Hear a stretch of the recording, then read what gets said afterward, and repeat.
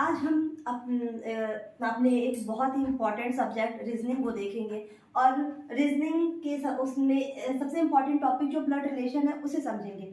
ये एक ऐसा टॉपिक है जिससे हमारे एग्जाम्स में 2 या 3 क्वेश्चन तो जरूर ही देखने को मिलते हैं। और कहने को तो ये बहुत ही आसान टॉपिक होता है कि हम हमारे चीज़ों से जुड़ा रहता है, कि हमको अपना ही रिश्ता बता रहा रहता है कि मम्मी के पापा क्या लगेंगे या ये वो, ऐसे ही बहुत सारी चीज़ें होती। लेकिन अगर हमारा जो एग्ज़ाम का पैटर्न होता है उसमें इसके क्वेश्चन अलग अलग तरीके को देखने को मिलते हैं। और हमें क्या करना होता है कि कुछ कॉन्सेप्ट समझना होता है। अगर हम ये कॉन्सेप्ट समझ लें तो हम अपने क्वेश्चन को बहुत ही आसानी से सॉल्व कर सकते हैं। तो चलिए हम अपना कॉन्सेप्ट स्टार्ट करते हैं। तो हम देखिए मैंने क्या किया है, 5 लाइन दी है और उसमें क्या हुआ है, मैंने खुद को सबसे बीच में रखा है। मैंने मतलब हमारा जनरेशन, मैंने का जो कहने का सेंस है वो हमारा जनरेशन। जैसे हमारा जनरेशन क्या हुआ, हम हुए, हमारे भाई बहन हुए, अगर पति है तो पति पत्नी हुए, ये क्या हुआ, हमारा जनरेशन हुआ। तो यह इस तरीके से हम देख सकते हैं हमारे जनरेशन में क्या है, भाई बहन जीजा साला साली देवर भाभी, ये कुछ भी हो सकते हैं, पति पत्नी, ये क्या है हमारा, मतलब जो भी चीज़ है वो मेरा खुद का जनरेशन, जो मेरे साथ के लोग हैं। ठीक है, तो मैंने खुद को क्या रखा, बीच में रखा। अब मैंने अपने ऊपर के, ये हमारे ऊपर के जनरेशन है और ये जो है वो नीचे के जनरेशन है। ऐसा नहीं कि जनरेशन केवल 2 ही हमारे ऊपर हो सकते हैं, उसके भी ऊपर हो सकते हैं। जैसे दादा दादी के ऊपर परदादा परदादी भी हो सकते हैं। लेकिन हम इस चीज़ों को समझ लें तो वो चीज़ें हम अपने आप समझ सकते हैं। तो मैंने अपने आप को बीच में रखा। अब मैंने क्या किया, ऊपर के जनरेशन में, हमारे के ऊपर के जनरेशन कौन है, हमारे मम्मी पापा हुए। तो हमारे मम्मी के साथ के लोग, जैसे मम्मी पापा चाचा चाची हो गए, फिर आप इस तरीके से देख सकते हैं सास ससुर हो गए। ऐसे ही क्या होंगे, मामा मामी हो गए, मौसा मौसी हो गए। ये क्या है, हमारे खुद के जनरेशन के ठीक एक ऊपर के जनरेशन है। ठीक है, सब एक ऊपर के जनरेशन हमारे ये हो गए, फिर उनके ऊपर के जनरेशन, तो ये हमारी ये दूसरी जनरेशन है, ये मतलब ऊपर से दूसरा है ये। ठीक है, तो उसमें कौन चला जाएगा, हमारे दादा दादी हुए, नाना नानी हुए, तो ये कौन, हमारे मतलब फर्स्ट जनरेशन में हमारे मम्मी पापा, फिर सेकंड पे कौन हो गए, दादा दादी। ठीक है, अब हम अपने से नीचे पे जाते हैं तो हमारे बाद हमारा जनरेशन क्या आएगा, हमारे बच्चे होंगे। तो बच्चों में क्या होगा, बेटा बेटी, हमारे भाई के बच्चे हो सकते हैं, हमारी बहन के बच्चे हो सकते हैं। तो इस तरीके से बेटा हुआ, बेटी हुई, भतीजा भतीजी, भांजा भांजी, ये सब क्या हुए, हमारे जो नीचे के जनरेशन है, तो हम उनको एक अलग जनरेशन में बांट दिए। और फिर उसके बाद का जनरेशन होगा, जैसे हमारे बच्चों के भी बच्चे होंगे तो एक उनका जनरेशन चलेगा। तो ये क्या होगा, हम उनका जनरेशन में क्या कौन कौन हो सकते हैं, पोता पोती, नाती या नातिन, ये सब क्या होंगे हमारे वो नेक्स्ट जनरेशन में। तो ये नीचे से हमारा पहला जनरेशन है और ये नीचे से हमारा दूसरा जनरेशन है। ठीक है, मैंने अभी आपको जो कॉन्सेप्ट बताया उससे रिलेटेड मैं क्वेश्चन बताती हूँ। चलिए क्वेश्चन अपना देखते हैं। एक व्यक्ति दूसरे व्यक्ति की ओर संकेत करते हुए कहता है कि यह मेरे पिता के बड़े भाई की पोती है, तो वह व्यक्ति उस व्यक्ति से कैसे संबंधित है। तो हम क्या करें, यहाँ लिखा है यह मेरे पिता के, तो मैं अपने आप को कहाँ रख दूं, यहाँ पे। ठीक, मेरे पिता कहाँ जाएंगे, ऊपर यहाँ पे। ठीक है, मेरे पिता के बड़े भाई, ठीक है, पिता के बड़े भाई इन्हीं के जनरेशन के हैं तो वो यहीं पे रहेंगे। ठीक है, बड़े भाई, ठीक है, बड़े भाई के पोती, मतलब पोती है तो इनके एक जनरेशन के, ये दूसरे जनरेशन पे होगी पोती, मतलब इनके बेटे की। ठीक है, इनकी बेटे की बेटी, तो यहाँ पे इनकी पोती हुई। इनका मेरा क्या संबंध रहा, ये मेरे चचेरे भाई हुए। और ये अगर इनकी मेरे भाई की बेटी क्यों क्या लगेगी, मेरी भतीजी। ठीक है, तो इस तरीके से हमारा आंसर क्या आ गया, हम उस व्यक्ति उस व्यक्ति से कैसे संबंधित है, मतलब मेरे से उसका क्या संबंध है, ये भतीजी का संबंध है। ठीक है, तो इस तरीके से आपने देखा कि हम अपने कॉन्सेप्ट पे रख करके कैसे क्वेश्चन को आराम से आसानी से सॉल्व कर सकते हैं। हेलो, हम ब्लड रिलेशन के एक अपने इम्पोर्टेंट कॉन्सेप्ट को समझते हैं कि हमें ब्लड रिलेशन में जेंडर को जब जेंडर समझना होता है तो हमें परेशानी होती है क्वेश्चन को सॉल्व करते समय। तो जेंडर जैसे 2 दिखते हैं आपको, मेल और फीमेल, तो आप क्या कीजिए, मेल को प्लस साइन दे दीजिए और फीमेल को माइनस साइन दे दीजिए। इस तरीके से आप क्वेश्चन में जब प्लस और माइनस रख देंगे, जैसे जहाँ पे हमको कंफर्म हो वहीं कि हाँ ये मेल है, तो हम कहाँ करेंगे, उस पर प्लस साइन देंगे। और हमें पता चल जाए कि ये फीमेल है तभी हम उस पर माइनस साइन देंगे। और एक चीज आप हमेशा ध्यान रखिएगा कि कभी भी नाम से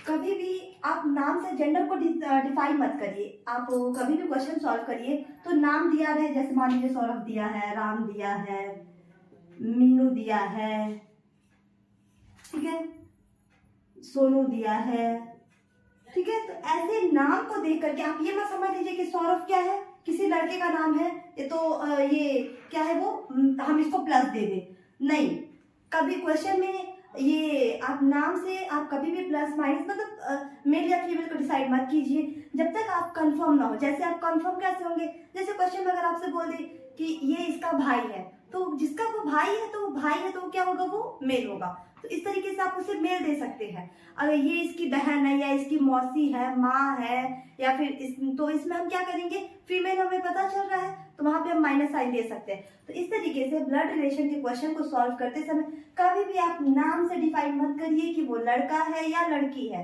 इस तरीके से अगर आप नाम के हिसाब से अगर आप जेंडर रख देते हैं तो हमारे क्वेश्चन गलत होने के चांसेस बहुत ज्यादा ही बढ़ जाते हैं। तो इस चीजों का आप ध्यान रखिए क्वेश्चन सॉल्व करते समय। चलिए अब हम अपने नेक्स्ट कॉन्सेप्ट की तरफ बढ़ते हैं।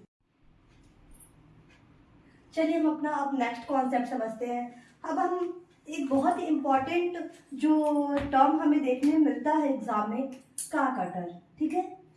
सारे क्वेश्चंस आपको का, जो और ऐसे करते हुए मिलेंगे जो एक दूसरे को रिलेट करेंगे। और हम अक्सर कंफ्यूज होते हैं कि हम अगर ये का बोल रहा है तो हमको किससे जोड़ना है, मतलब वो किससे संबंध पूछ रहा है या किससे बता रहा है, ठीक है। तो हम एक एक करके अपने सारे जो उसमें वर्ड्स आते हैं जो एक दूसरे की कनेक्टिविटी के लिए यूज होते हैं, हम उन सारे वर्ड्स को देखेंगे। तो हम अपना पहला देखते हैं का। जैसे देखिए यहाँ पे मैंने दो एग्जाम्पल लिखा, पी क्यू का भाई है और यहाँ पे मैंने लिखा है पी का भाई क्यू है। ये दोनों लाइन जो है वो बिल्कुल अलग है अपने आप में ही। यहाँ पे लिखा है पी क्यू का भाई है। आप अगर आप क्वेश्चन करके देखिए तो अगर ये हम पूछते हैं कि ये पी क्यू का भाई है, मतलब पी किसका भाई है, ठीक है, पी किसका भाई है, तो आंसर क्या आएगा, क्यू का। पी किसका भाई है,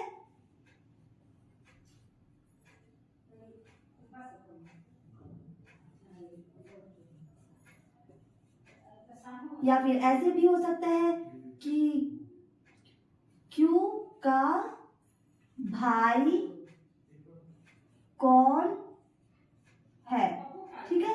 तो यहाँ पे आप देखेंगे पी किसका भाई है, तो क्यू का, ठीक है, या क्यू का भाई कौन है, पी, ठीक है। तो इन दोनों में आप ये बताइए, आप इस दोनों को ऐसे लिख सकते हैं।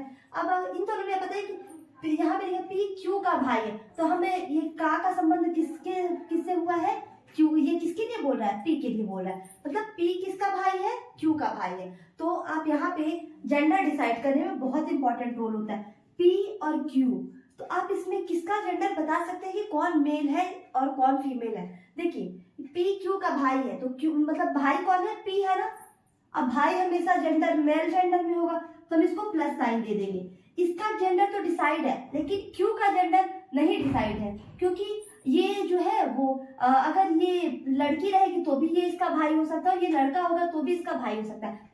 मतलब कि ये क्यू जो है वो पी की बहन भी हो सकती है और क्यू का भाई भी हो सकता है, क्यू जो है वो पी का भाई भी हो सकता है। लेकिन तो यहाँ पे हम इसका जेंडर हमें नहीं डिसाइड है, ठीक है, लेकिन इसका जेंडर हमें डिसाइड है प्लस, ठीक है। इसी तरीके से अगर हम नेक्स्ट अपना देखते हैं, पी का भाई क्यू है, क्या है, पी का भाई क्यू है, ठीक। तो क्यू है भाई है ना, तो भाई के लिए इसको प्लस दे देंगे, ठीक है। लेकिन इसका जेंडर हमें नहीं डिसाइड है कि ना ये हमें प्लस पता है ना ही हमें ये माइनस पता है। मतलब प्लस किससे मैंने बताया देने के लिए, मैंने बताया मेल को दीजिए, और जब माइनस किससे बताया है, जेंडर ये फीमेल को दीजिए। तो ये मेल है या फीमेल है ये हमें नहीं पता है। और इस वाले ये स्टेटमेंट में हमें क्यू के बारे में मेल या फीमेल नहीं पता है कि ये क्या है, ठीक है। तो ये हमारा एक ऐसा कॉन्सेप्ट है जिसे हमें ध्यान देना होगा इस टर्म को अच्छे से समझने के लिए। चलिए अब हम अपने नेक्स्ट कॉन्सेप्ट की तरफ आगे बढ़ते हैं। ब्लड रिलेशन का मैंने जो का कॉन्सेप्ट समझाया है उससे मैं क्वेश्चन सॉल्व करती।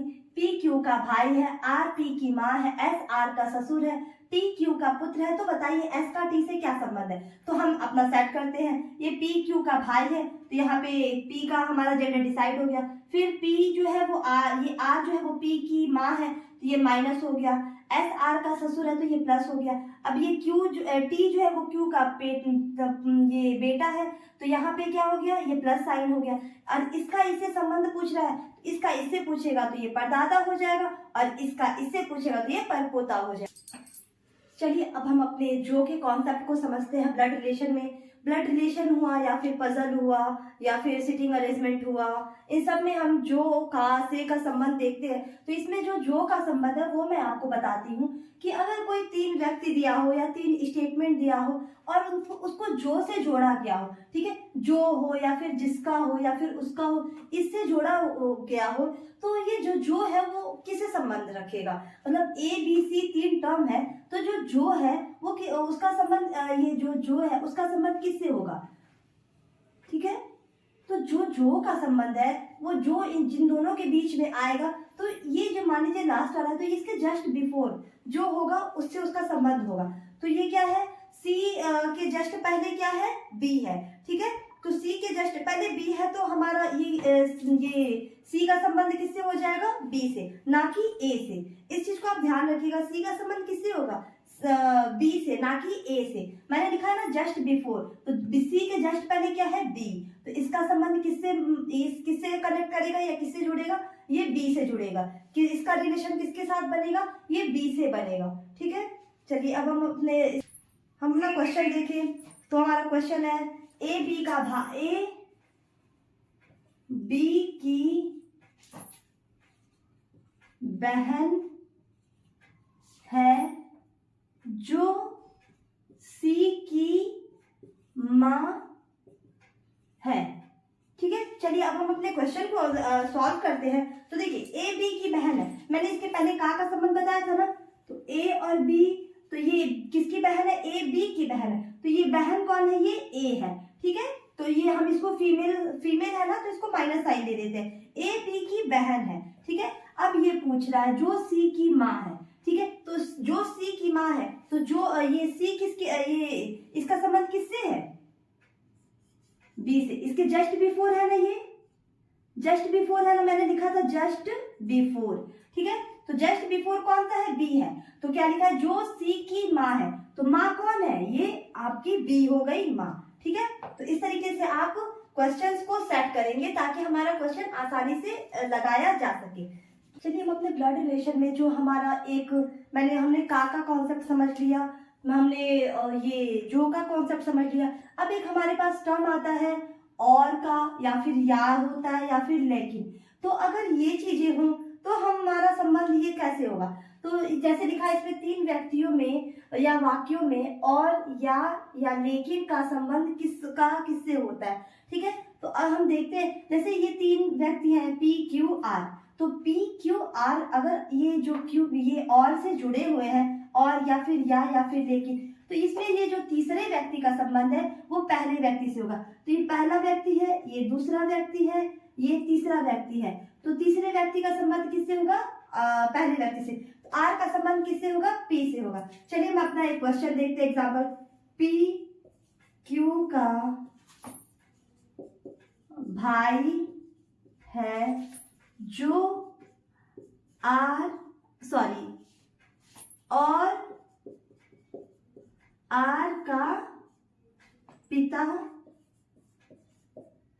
है, ठीक है। तो अगर है तो हम इसको कैसे सेट करेंगे, चलिए हम देखते हैं कि ये कैसे सेट होगा। तो पी क्यू का भाई है, पी क्यू का भाई है, तो भाई कौन है, पी, ठीक है। और आर का पिता है, ठीक है, आर का पिता है, ठीक है।